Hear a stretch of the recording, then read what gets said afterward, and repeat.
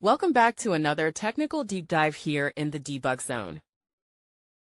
Today, we're tackling a big question and breaking it down with insights from other users. Hopefully, this clears up some misconceptions and helps you get the answer you need. So, buckle up, stay a little curious, and let's jump right in.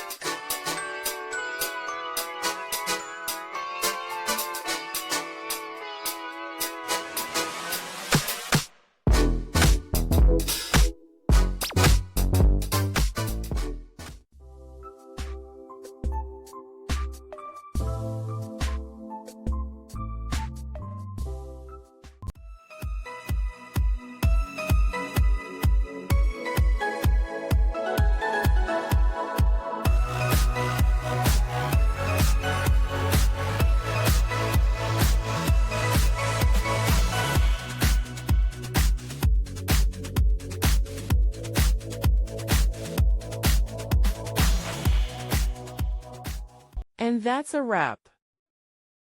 I hope you found the answer you were looking for. If you did, take a second to hit that subscribe button. It really helps out.